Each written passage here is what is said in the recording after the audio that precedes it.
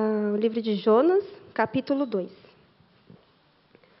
A gente vai ler todo o capítulo.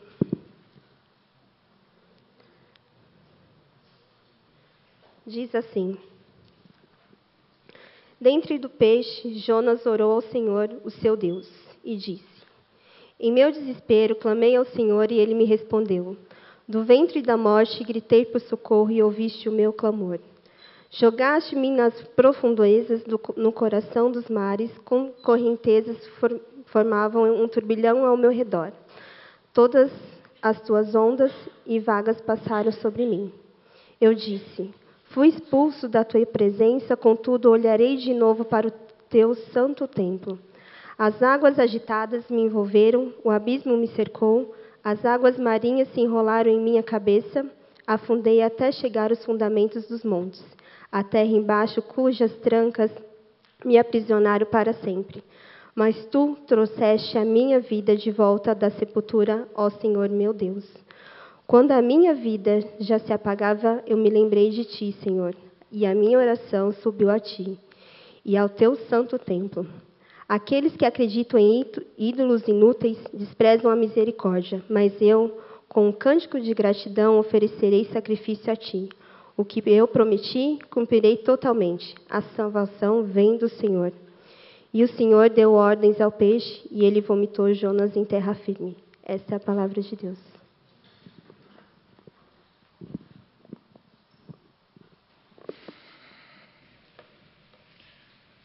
Vamos orar mais uma vez?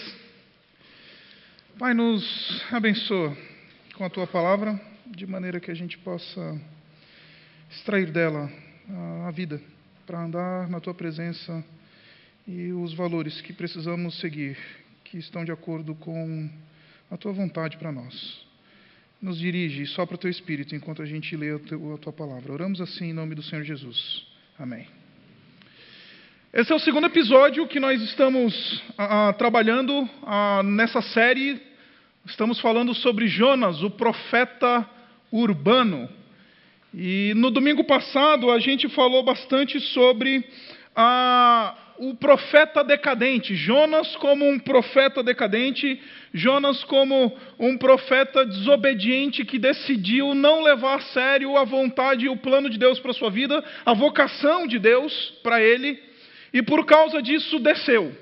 Desceu a Jope, desceu para dentro do barco, desceu ao fundo do mar, desceu para a barriga do peixe, desceu às profundezas. Desceu, desceu e desceu.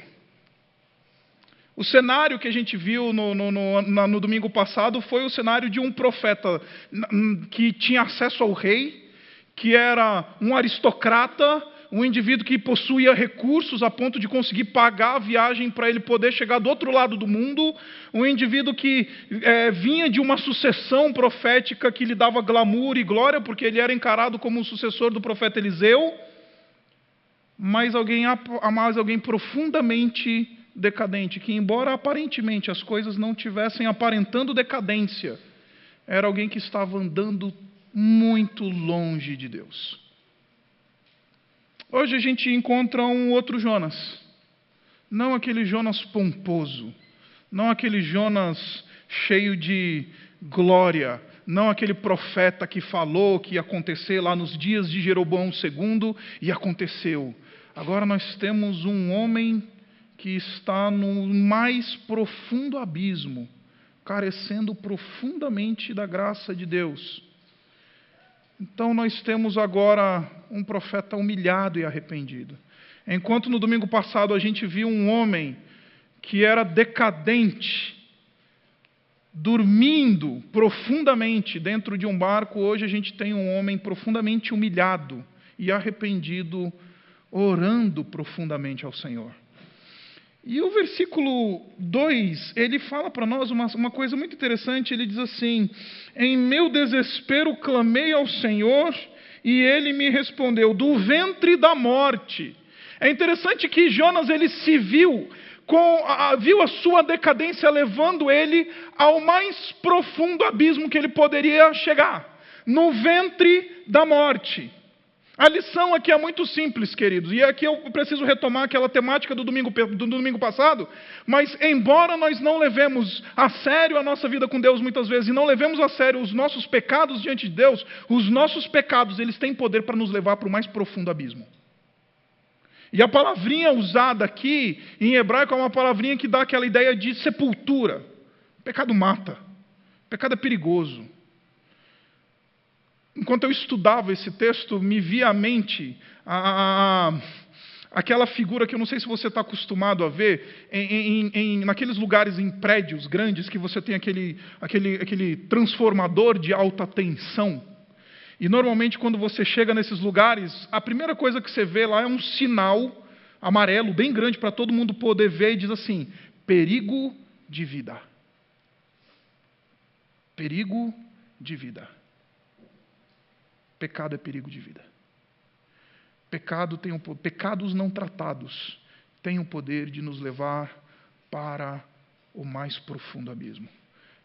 Pecados colecionados, pecados particulares, vícios da alma, não tratados e não entregues ao Senhor, são elementos que vão nos levar para o mais profundo abismo. São elementos extremamente perigosos. Aqueles vícios que a gente olha para a nossa vida e fala assim: não, isso não tem problema. Isso não vai fazer com que eu passe mal, ou com que, não faz mal, né? A gente fala assim de alguns pecados que a gente cultiva na nossa vida: não faz mal, faz. Jonas está falando: os meus pecados me levaram para o Sheol, me levaram para a sepultura, me levaram como se eu estivesse morto absolutamente. Pecado é um negócio extremamente sério. Agora, é muito interessante você notar dentro desse texto que esse texto ele é um poema. É interessante que aqui mudou o gênero literário do livro. Enquanto a gente veio lendo no capítulo 1, o capítulo 1 inteiro é uma narrativa histórica. O capítulo 1 inteiro vai contando uma história. Agora, o capítulo 2, que é esta oração de Jonas dentro do peixe, agora já tem uma outra estrutura. Não é mais um narrador contando para nós o que Jonas orou. É uma descrição estética daquilo que Jonas orou. É uma descrição cheia de detalhes, cheia de elementos que a gente precisa parar o olho para ver, porque a maneira como essa oração foi exposta para nós fala muito. Tanto quanto aquilo que nos foi exposto na oração. E de novo, acredite, Jonas não estava com um pergaminho e com tinta dentro da barriga do peixe. Ele não estava escrevendo isso daqui enquanto ele estava dentro da barriga do peixe. Isso daqui é o produto da reflexão do profeta depois que ele passou por essa experiência. E então ele bota no papel e ele faz questão de colocar no papel esse momento dramático da sua vida de maneira estética. Você já tomou um pé na bunda na vida? Já enfrentou aquela situação? O que acontece quando a gente toma um pé na bunda? Eu lembro que eu tomei uma vez um pé na bunda quando eu era adolescente de uma menina, uma garotinha lá que era a minha paixão adolescente. E o que a gente faz quando a gente toma um pé na bunda? A gente vai ouvir música sertanejo grosso, né? A gente vai ouvir só para contrariar, né?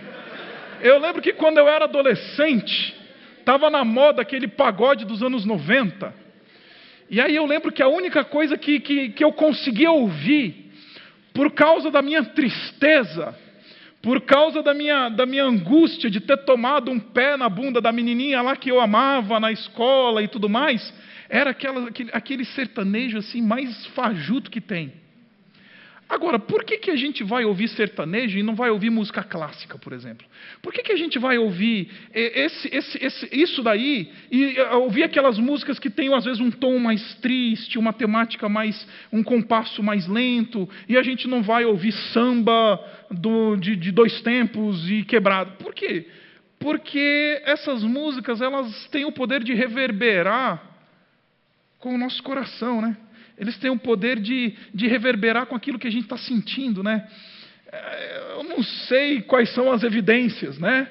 Mas eu queria ouvir as evidências. Porque as evidências reverberavam com aquilo que eu estava sentindo.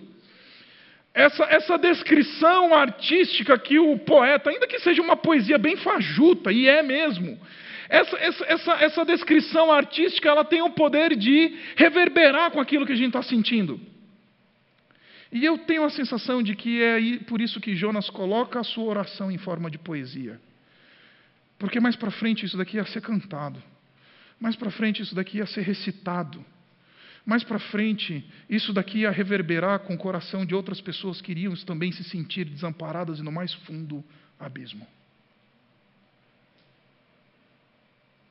Acredite, nós não temos a oração de Jonas em si aqui. Nós temos a descrição estética da oração de Jonas aqui. Jonas não tinha pergaminho dentro da barriga do peixe. Jonas escreveu isso depois. E ele escreveu de uma forma que pudesse reverberar em nosso coração. E o que Jonas está querendo dizer é que essa oração que Jonas teve, muitas vezes ela é a minha e a sua. Essa oração colocada desta maneira, então, não é porque é só para a gente ler e constatar um homem que se sentiu no fundo do poço espiritualmente, mas é para que a gente participe com ele junto disso. Porque quando a gente estiver no fundo do poço, a gente olhar para isso, você lê isso de maneira estética e poética, você fala, eu também sou como Jonas. Para os jovens aí, #somos todos Jonas. E qual que é o clímax desse poema? O clímax desse poema está lá no versículo 8 e versículo 9. É a grande chave desse texto. Ele diz assim: aqueles que acreditam em ídolos inúteis desprezam a misericórdia. Mas eu, com um cântico de gratidão, oferecerei sacrifício a ti. O que eu prometi, cumprirei totalmente. A salvação vem do Senhor. Dois elementos extremamente importantes aparecem nesses versículos. O primeiro é a questão da misericórdia e da graça de Deus. A palavrinha hebraica usada aqui é a palavra usada no Antigo Testamento para descrever um ambiente, não somente um sentimento, não somente uma disposição interior, mas, de maneira geral, essa palavra no Antigo Testamento descreve o ambiente no qual Deus coloca aqueles com quem Ele tem um pacto, aqueles com quem Ele tem uma aliança. Para os eruditos de plantão, é a palavra hesed. Hesed não é só um sentimento de misericórdia, que eu tenho uma peninha que eu tenho das pessoas, um amor que eu tenho por alguém. Hesed é o ambiente onde Deus coloca aqueles com quem Ele tem um pacto. Se somos peixe, nadamos no aquário chamado Hesed no Antigo Testamento. E por que é importante Jonas falar isso? Porque esse salmo, ele é bem diferente, esse poema, ele é bem diferente desses testemunhos que a gente já viu por aí. Você já viu testemunho na igreja? Como é que é? Vem aquelas pessoas que vêm falar assim, pastor, eu quero dar um testemunho na igreja. Pastor, eu quero contar como é que foi a minha vida. Aí, normalmente, as histórias que aparecem assim, eu meti o pé na jaca, eu era do mundão, e aí esses testemunhos que aparecem na igreja hoje, eles são aqueles cultos e aqueles cânticos à vida desgraçada, né? A gente elogia, às vezes, a pessoa porque ela era tão zoada, né? Às vezes a gente cultua esse negócio de falar, olha, você viu como esse cara era tranqueira? A gente é um culto. Hoje em dia, esses testemunhos que a gente ouve na igreja, e aí qual que é a tônica? Eu era zoado, eu era bagunçado, eu era pecador, eu meti o pé na jaca, cheguei no fundo do poço, depois que eu entrei para a igreja, não é nem que eu encontrei Jesus, depois que eu entrei nessa igreja, tudo mudou. É isso que a gente vê hoje em dia, né? Interessante que Jonas faz questão de salientar o que é de fato importante. Esse salmo não é também sobre a depressão e a decadência de Jonas. Este salmo não é um salmo que canta o quão profundo foi Jonas, o quão longe pode levar o pecado. Este salmo é acerca da graça de Deus, que restaura o pecador. Este salmo é acerca da misericórdia de Deus, que transforma o pecador, e é exatamente isso que a gente vai ver. Depois que Jonas passa pela barriga do peixe, este homem é um homem que Deus pode usar. Este é um homem que pode ser usado por Deus, e este homem é alguém que Deus vai usar de maneira muito profunda naquela cidade. Mas primeiro, ele precisa se encontrar com Deus na barriga do peixe. E ali não é um culto às suas mazelas. Ali é o ambiente e o palco da graça e da misericórdia de Deus. E ele encerra o poema dizendo: a salvação, ela é do Senhor, pertence ao Senhor. A salvação, ela é única e exclusivamente do Senhor. E por causa da sua graça, Ele dá a quem quer. Agora, o que esse salmo ensina para nós? A primeira coisa que esse salmo ensina para nós é que Deus, Ele ouve orações ainda que estejamos no ambiente de culpa. O versículo 2 que a gente acabou de ler diz assim: em meu desespero clamei ao Senhor. É interessante que o desespero que bateu sobre Jonas e a tribulação que abateu sobre Jonas é causa direta das suas más escolhas. Como a gente viu no domingo passado, Jonas chegou no fundo do poço e isso não era plano de Deus para ele. Jonas chegou no fundo do poço porque ele deliberadamente decidiu desobedecer. E eu não sei se você é como eu, mas quando eu sei que eu estou com um negócio que eu ainda não acertei com Deus, a última coisa que eu vou fazer é buscar o Senhor. Quando a gente está com aquele sentimento, quando está com aquela sensação de que tem alguma coisa errada, ou você tem um sentimento de culpa, ou você sabe que o que você está experimentando é resultado das tuas más escolhas, a nossa sensação, de maneira geral, é aquela sensação de vergonha diante de Deus. Eu não sei se você já reparou isso. A última coisa que a gente vai querer fazer é comparecer diante de Deus. A gente fica... vergonhinha, né? É interessante que o poema está dizendo para nós que Jonas, ele foi exatamente neste momento buscar ao seu Deus. É exatamente nesta hora que Jonas, ele clama ao Senhor. E o interessante é que a expressão hebraica aqui dá aquela ideia de grito mesmo. O pentecostal ama isso, né? Grita, grita, gritei ao Senhor no meu desespero.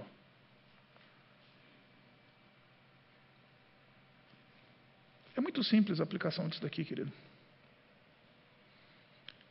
Não interessa quão fundo do poço você esteja, a solução disso está no clamar a Deus. Ainda que às vezes essas situações nos façam pensar: será que eu devo gritar a Deus? Será que eu devo buscar o Senhor nesse momento de estar experimentando as consequências das minhas más escolhas?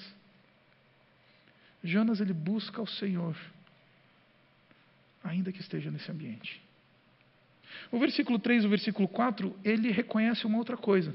Ele reconhece o fato de que ele está experimentando o juízo de Deus. Porque o versículo 3 diz assim: jogaste-me nas profundezas. E ele bota Deus como responsável disso. E se você olhar lá no capítulo 1, você deve pensar assim: mas espera aí, tem uma contradição aqui, porque o capítulo 1 diz para a gente que quem jogou o Jonas na água foram os marinheiros. Não foi Deus. Interessante que Jonas, ele reconhece, ele fala que, de fato, não foram os marinheiros que jogaram ele nas profundezas. Quem jogou ele nas profundezas foi Deus. Deus julga. Deus julga. Ele reconhece o julgamento de Deus. Ele reconhece a ação punitiva de Deus. E, queridos, eu acho que a gente está vivendo um evangelho hoje em dia, um evangelho que eu chamo de o evangelho da Hello Kitty. E o que é o evangelho da Hello Kitty? É um Deus que ele só ama. É um Deus que só fala, que a gente só fala do amor de Deus hoje em dia. Você falar do juízo de Deus, você falar da ira de Deus, falar do fato de que Deus é santo, de que Ele pune pecado, você ganha inimigos hoje. A gente vive o evangelho Hello Kitty. E é um evangelho que, se você falar que Deus julga, que Deus pune, que Deus botou e pesou de fato a mão sobre Jonas, jogou ele como disciplina lá nas profundezas, fez com que o mar quebrasse em cima dele e ele se sentisse completamente desamparado. Não, mas espera aí, nesse mundo mimimi que a gente vive hoje, é complicado falar dessas coisas. Mas é exatamente isso que a palavra de Deus diz. Jonas está enfrentando disciplina. Agora, queridos, a palavra de Deus está dizendo para nós que a disciplina aqui, ela não é uma disciplina de um Deus que é um demiurgo, que tem prazer na dor alheia. Essa disciplina é uma disciplina que visa a restauração. Essa disciplina é aquela disciplina que visa a transformação do caráter. Essa disciplina é a disciplina que Deus está dando e trazendo sobre Jonas, porque quer tratar o coração desse homem, porque Deus ainda quer usar ele. E a gente olha para os momentos em que Deus nos disciplina, ou a liderança da igreja nos disciplina, ou qualquer outro evento que a gente vê e percebe claramente a disciplina de Deus, a gente se revolta contra Deus. Quando até a disciplina de Deus é ato da sua bondade. Por quê? Porque é por meio da disciplina que Deus nos refina e Deus nos forja o caráter. Jogaste-me nas profundezas, no coração dos mares. Correntezas formavam um turbilhão ao meu redor. Todas as ondas e vagas passavam sobre mim. Literalmente, passou um caminhão em cima de mim, me triturando. Que Deus mau, vai dizer o mimimizento. Não, é que Deus bom. Por quê? Porque isso é a ação de Deus trabalhando no coração deste homem. Aquele homem profundamente arrogante, profundamente racista, estourou agora, né? Ontem, está nas redes sociais, a questão do racismo lá na América, né? Jonas era esse racista religioso que não queria que os ninivitas recebessem a graça de Deus. Por quê? Porque são ninivitas. São lá da Síria. Não merecem. Deus está trabalhando no caráter desse homem. Deus está mexendo na índole desse homem. Deus está refinando aquilo que precisa ser refinado. Querido, eu vim aqui essa noite dizer para você uma coisa muito simples. Não desperdice as ondas que Deus faz com que elas batam na sua vida. Porque muito embora a gente fique com aquela sensação de que onde está a bondade de Deus? A bondade de Deus está exatamente na batida da onda. Porque é a batida da onda que mexe com a gente, balança a gente e nos dá a perspectiva correta que precisamos ter para viver. Não vamos desperdiçar a ação de Deus na nossa vida. Jonas reconhece isso. E de novo, é neste contexto de juízo que ele está buscando ao Senhor. A gente fala assim, estou debaixo de juízo, Deus está me punindo, então não vou buscar a Deus. Lembre-se, ele está dentro da barriga de um peixe, enfrentando todo esse juízo, e está lá orando e buscando a Deus.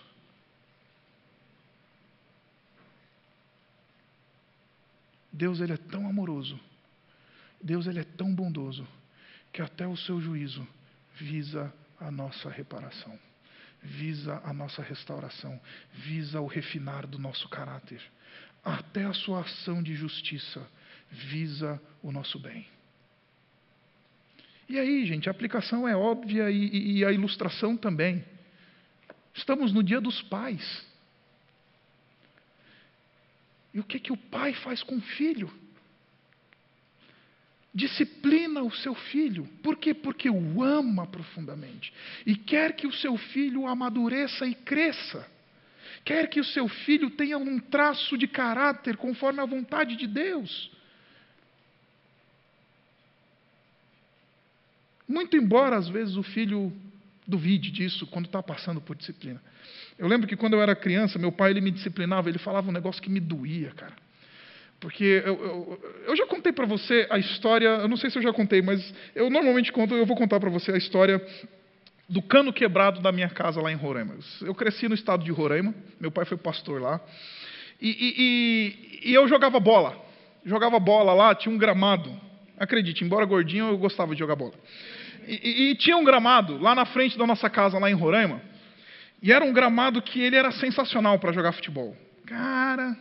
Até o dia que meu pai decidiu botar uma torneira no meio daquele gramado. Botar uma torneira no meio daquele gramado. Para quê? Porque eu não sei se você já esteve lá no estado de Roraima. O estado de Roraima é um estado extremamente quente, calor. Então você tem que aguar as plantas regularmente. Caso contrário, meu amigo, com aquele sol de 40 graus à sombra lá, você não tem planta que aguente. Ainda mais um gramado. Então ele botou lá a torneira no meio do gramado, onde ele ligava os aspersores de água para aguar o gramado que ficava na frente da nossa casa. E aquilo dali era a minha tragédia. Por quê? Porque meu pai me chamou e falou assim, o negócio é o seguinte, a partir de agora você não joga mais bola aqui. Eu falei, por quê, pai? Porque você vai chutar essa torneira e você vai quebrar essa torneira. Aí eu falei, tá bom, fazer o quê? Vamos jogar Superstar Soccer no videogame. Quem tem mais de 30 sabe do que eu estou falando.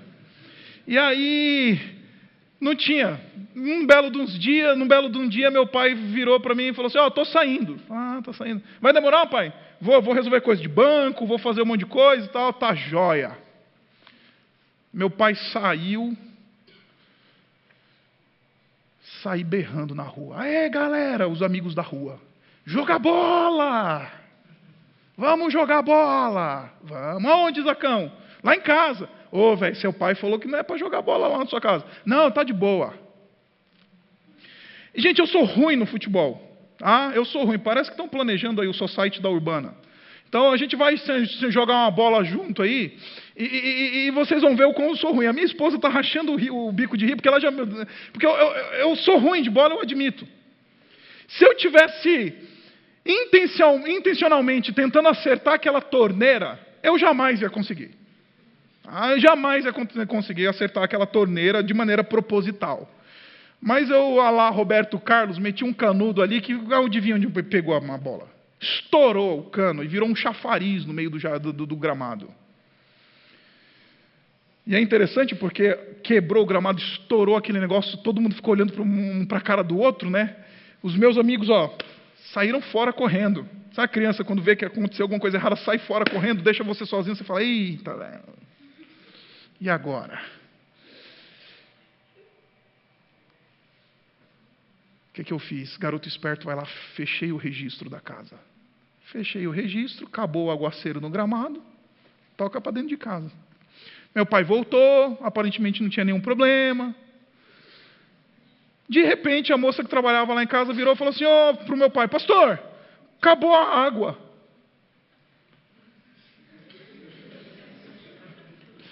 Nessa hora eu estava sentado no sofá, jogando videogame e o coração na boca.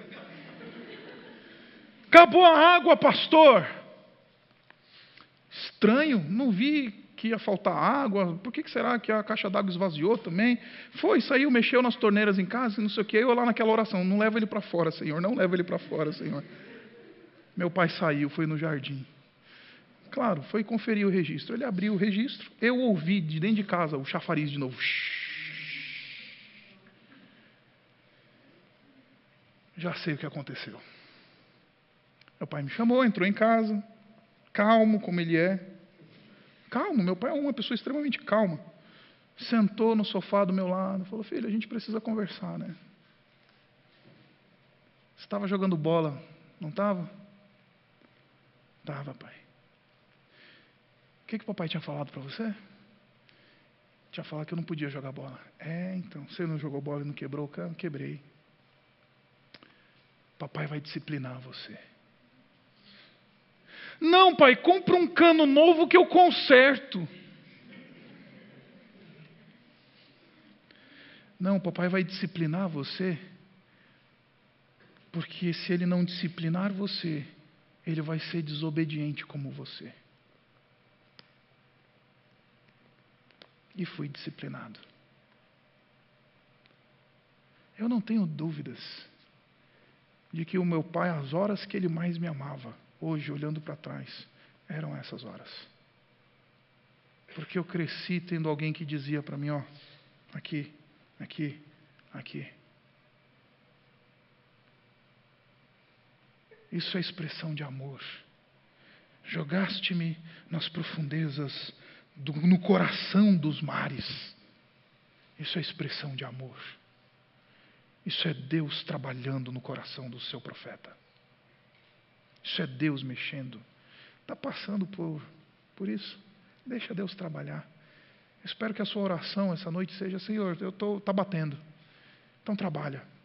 Mexe com o que tem que mexer, refina o que tem que refinar, restaura o que tem que restaurar. Porque eu sei que a tua bondade não permite que o teu juízo seja expresso sem um propósito para o meu bem. Agora, Jonas também pensou, sabe? Porque nesse momento a gente também pensa, a gente pondera coisas. E é interessante que o versículo 4 diz assim, eu disse. E aqui essa expressão eu disse, não é que ele disse, sabe, de maneira audível.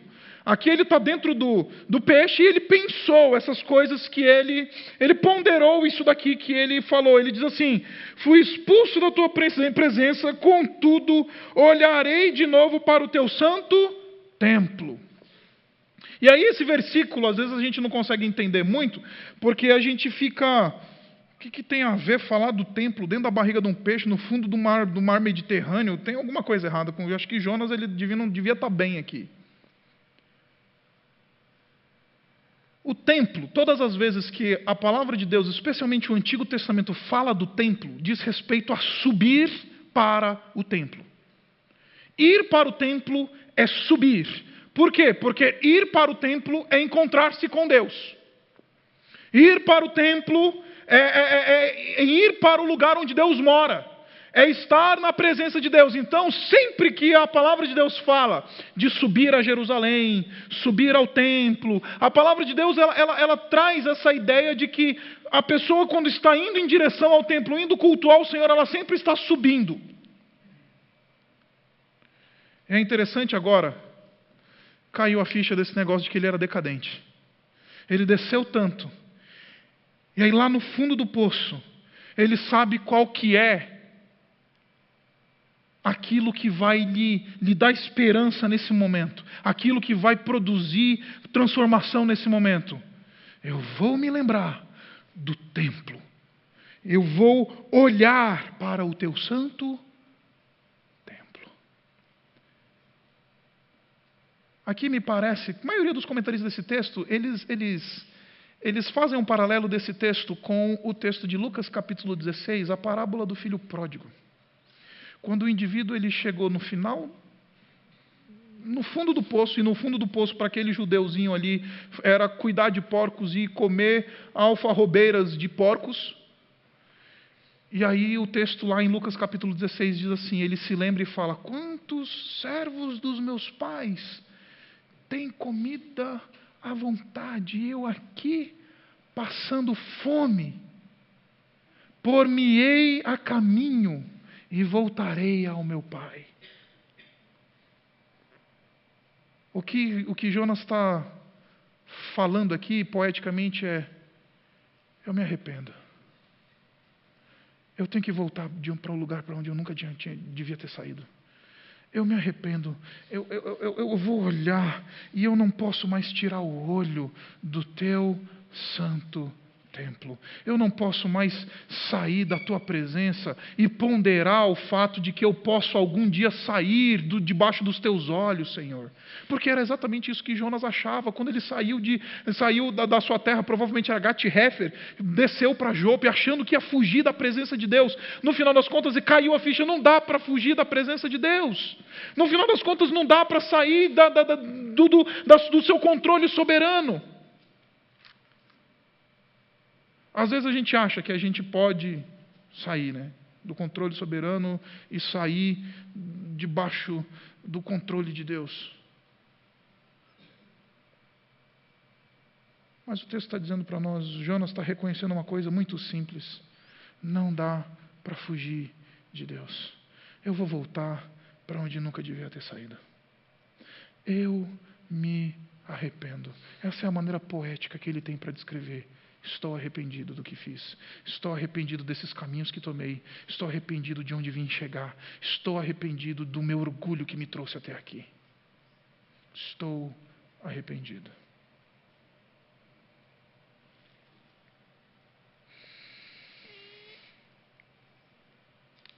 Os versículos seguintes dizem assim: quando a minha vida já se apagava, eu me lembrei de ti, Senhor, e a minha oração subiu a ti, ao teu santo templo.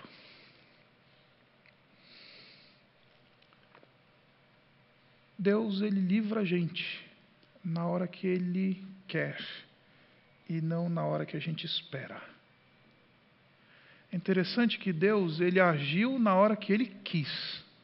E interessante que essa descrição, de 2 até o versículo 8, até o versículo 7, fala daquilo que Jonas estava imaginando ou estava passando ainda no fundo do mar. Ainda não tinha sido resgatado pelo peixe. Ainda não tinha sido... ele ainda estava à deriva.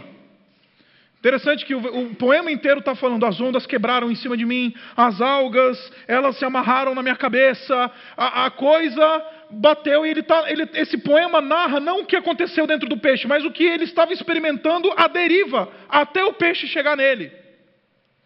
E é interessante que ele diz assim: quando a minha vida já se apagava, quando ele estava quase morrendo, literalmente é isso que o texto está dizendo para nós, eu lembrei de Deus, e Deus agiu. Deus, Ele não tem a nossa agenda, e graças a Deus porque Ele não tem a nossa agenda. Deus não tem os nossos planos, e graças a Deus que Ele não tem os nossos planos. É exatamente isso que Isaías, no capítulo 55, vai dizer para nós. Eu tenho outros pensamentos que não os de vocês. Eu tenho outros planos que não os de vocês. Eu tenho uma outra cabeça que não a de vocês. Interessante é que Deus, Ele age na perspectiva de Jonas, naquela hora em que já está quase no fim, está acabando, aí de repente Deus vem e livra ele.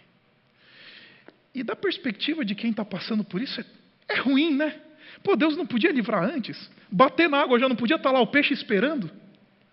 Para que chegar lá embaixo, né? Para que ter que descer? Para que ter que enfrentar a onda? Para que a alga vai passar na minha cabeça, vai apertar o meu pescoço? Por que Deus espera só no último instante, quando a minha vida já está acabando? Deus então vem e traz o livramento. A resposta que eu tenho para você, querido, é simples. A agenda de Deus é outra. A agenda de Deus é completamente outra. E aí eu preciso trabalhar um tema para a gente começar a caminhar para o fim, que é um tema que a gente fala do tempo de Deus nas nossas igrejas hoje em dia, o Kairos. Já ouviu falar do Kairos? O tempo de Deus, né? O pessoal novinho aí que está querendo começar a namorar e não sei o quê, aí fica, e aí, o que está faltando? Ah, pastor, está faltando o tempo de Deus, né? Está faltando o tempo de Deus. Meu pai falava que passarinho que não bica não sai da casca. Tem tempo de Deus. Mas a gente tem esse negócio do tempo de Deus e a gente espiritualiza, né? A gente espiritualiza essas coisas. Vamos esperar a oportunidade de Deus e de não sei o quê, e espiritualiza aquilo que não deve ser espiritualizado. Porque quando a palavra de Deus fala do Kairos, especialmente no Novo Testamento, porque essa é uma palavra grega, fala do Kairos não como um evento místico, não como uma coisa mística, não como um tempo em que vai bater um anjinho assim, o anjinho vai fazer acontecer. O que é o Kairos? O Kairos é aquele evento para o qual todas as outras coisas convergiram para que ele acontecesse. Dá um exemplo para você. Este culto é um evento kairótico. Por quê? Você almoçou hoje, aí veio a cabeça, hoje à noite tem culto. Aí você se preparou. Você se preparou, tomou um banho, escovou o dente, sabe? Articulou a sua agenda de maneira que você pudesse estar aqui hoje. Estar neste momento agora. Isto é Kairos. Kairos é aquele evento para o qual todas as outras coisas convergiram. Isto é Kairos no Novo Testamento. Aquele evento para o qual todas as outras coisas convergem. Então este é um exemplo de um evento kairótico. Então se este tempo que Deus escolheu para salvar Jonas é este tempo, então quer dizer que existe algum tipo de convergência e algum tipo de propósito. Porque todo Kairos e todo tempo de Deus é proposital. Por exemplo, você abre lá em Efésios no capítulo 2 e vai nos dizer que Deus ele quer fazer convergir em Cristo todas as coisas. Esse é o propósito de Deus. E Ele vai trabalhando na história para fazer convergir em Cristo todas as coisas. Então, Kairos é aquele evento para o qual todas as coisas convergem e também é aquele evento que existe um propósito. Então você se reuniu, a gente não se reuniu aqui sem propósito. A gente se reuniu aqui para quê? Para adorar o Senhor. Deus age no tempo dele, porque o tempo dele é o tempo necessário para que a gente possa ser trabalhado por ele. Porque acredite, Jonas ele não orou, não está em lugar nenhum Jonas orando assim, falando assim, Deus, manda um peixe, eu vou cair na água, manda um peixe, eu vai me engolir, daqui 3 dias eu estou lá na margem de novo na terra firme. Não. Deus podia mandar? Podia. Deus podia parar a tempestade enquanto ele estava indo no navio? Podia. Mas Deus esperou até aquele momento. Por quê? Porque isso é um evento cairótico. Deus está agindo e Ele tem um propósito no negócio. E qual que é o propósito? Abrir o olho de Jonas, conduzi-lo ao arrependimento, refinar este homem. Por quê? Porque este homem agora humilhado, este homem que agora entendeu o propósito de Deus, este homem que agora sabe o que Deus quer que ele faça, este homem que agora entendeu que ele não pode fugir da presença de Deus, que não pode negligenciar a comissão de Deus, este homem Deus usa. Este homem, Deus vai fazer coisas grandes através dele. Uma cidade inteira vai se converter, como a gente vai ver no domingo que vem. Deus, este homem, Deus vai usar. É interessante que o capítulo 3, ele diz assim: veio uma segunda vez a palavra do Senhor a Jonas com esta ordem: vá à grande cidade de Nínive e pregue contra ela a mensagem que eu lhe darei. Dessa vez, Jonas vai. Dessa vez, Jonas entende. Dessa vez, Jonas obedece. Porque ele precisa, antes, passar pela barriga do peixe. Aí você deve estar pensando assim: pô, mas tem que ser esse tempo, pastor? Eu já estou há tantos anos. Eu lembro que chegou uma moça para mim e falou: pastor, eu estou orando pela conversão do meu marido há 25 anos. Eu virei e falei assim... E ela ainda perguntou: por que demora tanto? Eu falei: eu não sei. Eu sei que Deus tem a agenda dele. Eu sei que Deus tem o propósito dele. E quando Ele age, Ele não deixou escapar as rédeas da história da mão. Ele sabe o que está acontecendo, Ele sabe o que está fazendo. Por isso que foi até quando a minha vida já se apagava, Deus agiu. Quando o mar parecia mais revolto e a coisa já não tinha mais esperança, Deus agiu. A última lição disso é muito simples. É porque Jonas precisava se sentir, sim, no mais profundo abismo e no maior estágio de vulnerabilidade. Caso contrário, a gente corre o risco de reivindicar para nós a glória da nossa vitória. Se Deus não bota Jonas no estágio da vulnerabilidade e deixa claro para ele que é Deus quem está o livrando, a gente tem essa tendência maldita de querer reivindicar para a gente: não, fui eu que fiz. Não, fui eu, foi pela minha força. Foi porque eu nadei bem. É porque eu sou um baita de um nadador, então eu consegui nadar até a terra firme. Deus nos coloca no estado de vulnerabilidade para deixar muito claro quem é que dá o livramento e o que nos bota de volta onde nós devemos estar. O próprio Deus.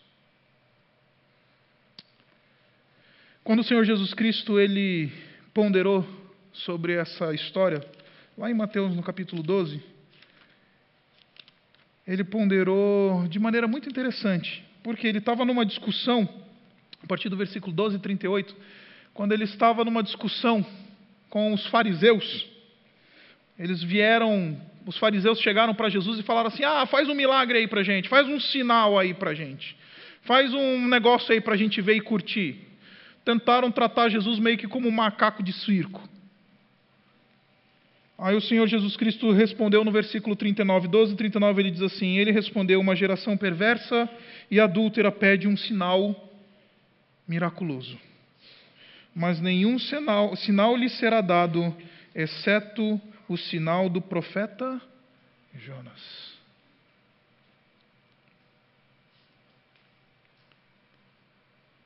Jesus, em última instância, é o maior dos Jonas.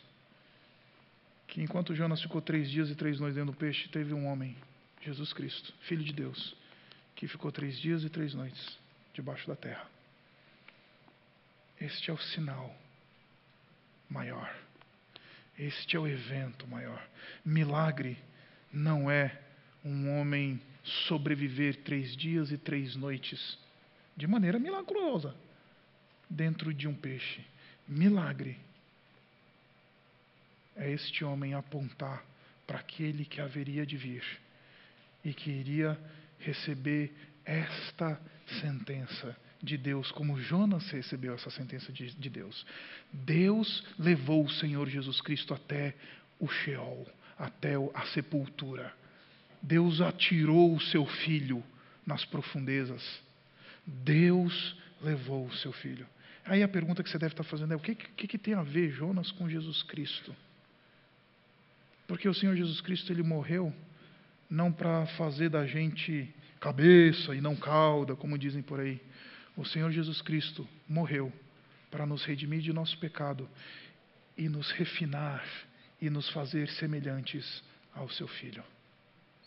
Então, em última análise, o Senhor Jesus Cristo recebe aquilo que Jonas recebeu, para poder fazer de nós indivíduos que vão ser trabalhados por Deus, que vão ser cuidados por Deus, que vão ter o seu caráter refinado por Deus, de maneira que a gente pode se apresentar diante dele e não somente olhar para o seu santo templo, mas entrar nele, porque Cristo rasga o véu e a gente pode entrar na sua presença. Eu não sei como é que está a tua vida, e eu gosto de falar isso aqui, graças a Deus, porque eu não sei. Mas eu vim aqui essa noite dizer para vocês: o capítulo 2 de Jonas mostra para nós uma coisa muito simples. A graça de Deus leva Jonas para o estado da vulnerabilidade, porque Deus ali quer derramar o seu poder, quer manifestar a sua glória e quer tratar o coração do seu instrumento. Que tipo de onda está batendo ainda na tua vida? Que tipo de dificuldade você tem enfrentado? Que tipo de disciplina, eventualmente, Deus esteja ministrando na tua vida? Acredite, isto é a ação do amor de Deus. Isto é a ação da bondade de Deus. Isto é a ação da misericórdia de Deus. Porque este Jonas precisa ser refinado para ser útil. Abaixe sua cabeça. Obrigado, Pai, pela Tua palavra. Obrigado porque o Senhor é bom. Obrigado porque a Tua boa mão nos conduz. Até quando a gente está na vulnerabilidade. Até quando o mar está batendo forte. Até quando a gente está se sentindo completamente desamparado. Até quando a gente percebe a nossa vida se esvaindo. A Tua bondade, ela não se retira de nós. E obrigado pelo Teu Filho, que faz com que isso tudo aconteça. Que é por causa dele que a Tua bondade não se retira, que é por causa dele que o Teu amor se manifesta. E Pai, nós somos Jonas. Nós precisamos muitas vezes ser levados para o fundo do mar, para a barriga do peixe, para a gente se tocar da vida. Para a gente ter o nosso caráter trabalhado e a nossa vida tratada por Ti. Não permita, Pai, que a gente desperdice isso. Não permita que o Teu agir, ó Pai, na nossa vida seja visto como algo ruim. Não permita, Pai, que a gente se perca nesse processo achando que Tu não és bom.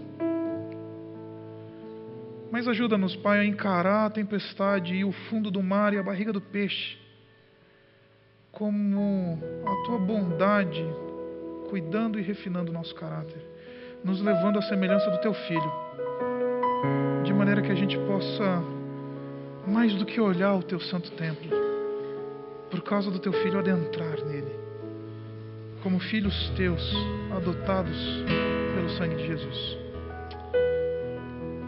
Nós Te agradecemos, Pai, porque Tu és um Deus bom e misericordioso, e a Tua bondade é eterna. Nós oramos assim em nome do Senhor Jesus. Amém.